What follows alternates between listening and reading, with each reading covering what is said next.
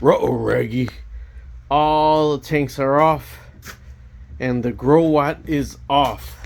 The battery and the BMS are on, but it went below the voltage. I gotta see what I'm gonna do here.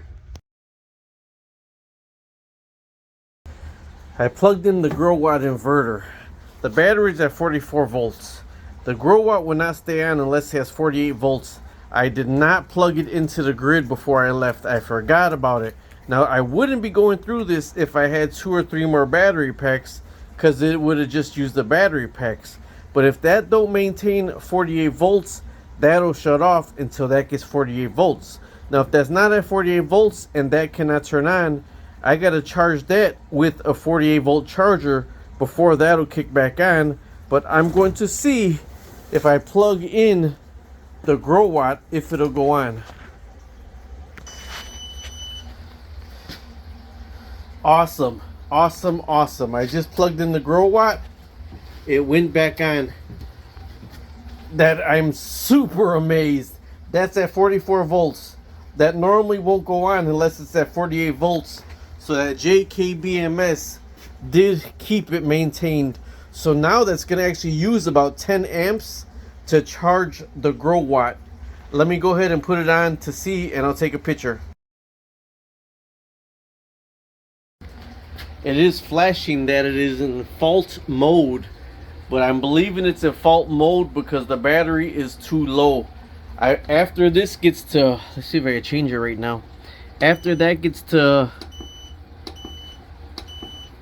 45.2 volts. After that gets to 48 volts, this fault mode should start. It's charging the battery right now. The growatt reached 48 volt. It's out of voltage state, and now the grid is just charging the battery.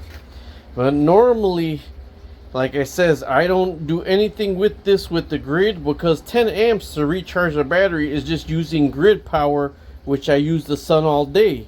So tomorrow's supposed to be complete sunshine, so this will keep the battery charged and run all that with complete sunshine. Although since it got dark outside and I was gone so long, I didn't have this plugged into the grid as a backup.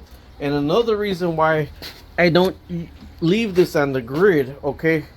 So in 3 days, this growatt used 1.6 kilowatt hours. This growatt with the battery, when it's connected to the grid, see it says 2.7 hours and use 1.6.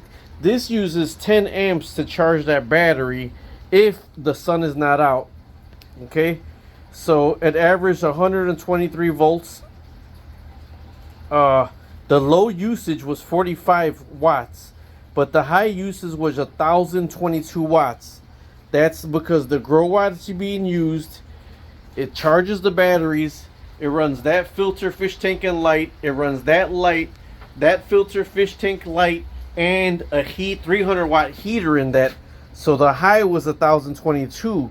So what happens if the sun is not out, this will stay on and it'll use all this till it drains the battery. And then once it drains the battery, if it's connected to the grid, it'll use the grid to keep this powered on, charge the battery while it's running all of those. So that's why I normally don't use this unless the sun is out and I'm here to unplug it from the fish tanks and plug the fish tanks in and turn it on, and I don't use the grid at all. So to keep this, to prevent this from using all that kilowatt hour from the grid, I would need at least 3 of these batteries in parallel.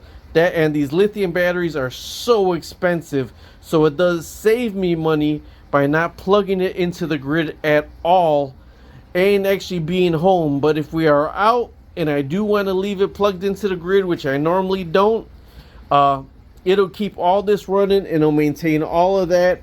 And then in the sun, when the sun comes out, that'll keep going and it'll start your battery and run all of those. But then when the sun goes down, it'll exhaust the batteries, and then you're using power to run that and to charge the batteries and to run everything else. So I find it easier and more energy efficient for me to, in the morning time, plug it into the growatt and turn it on, In the evening time, unplug it from the growatt, shut that off, and plug it into the grid. Therefore, I only used solar for that amount of hours, and I did not use the grid to recharge those batteries. I just wanted to show you that, keep you posted here. Talk to you later. Subscribe, like, and share.